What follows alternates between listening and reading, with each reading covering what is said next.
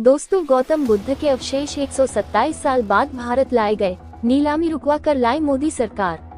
दुनिया भर में शांति का संदेश देने वाले गौतम बुद्ध से जुड़े कुछ अवशेष 127 साल बाद भारत लाए गए हैं। ये अवशेष उत्तर प्रदेश के सिद्धार्थनगर जिले के पिपरवा नामक जगह पर एक स्तूप की खुदाई के दौरान 1898 में मिले थे। इन अवशेषों को विलियम क्लॉक्सटन पेप्पे नाम का एक अंग्रेज अधिकार अपने साथ ब्रिटेन लेकर चला गया था। ये अवशेष उसके निजी संग्रह में शामिल थे, लेकिन इस साल इनकी हांगकांग में नीलामी की सूचना मिली।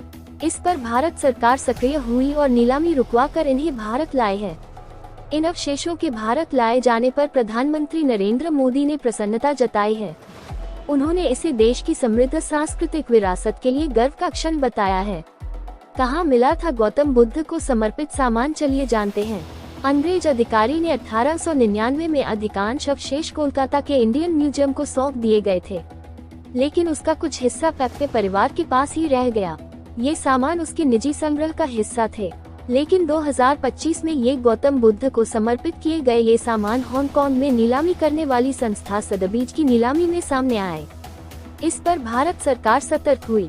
ये सामान भारत के कानून के अनुसार ए श्रेणी की प्राचीन धरोहर है। उन्हें बेचना या भारत से बाहर ले जाना गैरकानूनी है।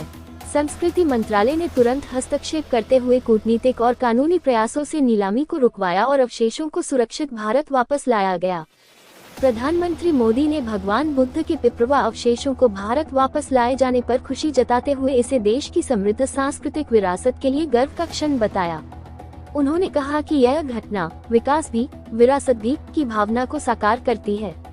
ये भारत की आध्यात्मिक परंपराओं को संजोने की प्रतिबद्धता को दर्शाती है। उन्होंने एक्स पर लिखा, हमारी सांस्कृतिक विरासत के लिए एक आनंददायक दिन। ये हर भारतीय के लिए गर्व की बात है कि भगवान बुद्ध के पवित्र पिपरवा अवशेष 127 साल बाद भारत लौटे हैं। ये अवशेष भारत की भगवान बुद्ध और उनकी शिक्षाओं से गहरे जुड़ाव को दर्शाते हैं। ये हमारी समृद्ध संस्कृति के विभिन्न पहलुओं को संरक्षित और सुरक्षित रखने की प्रतिबद्धता को भी उजागर करता है।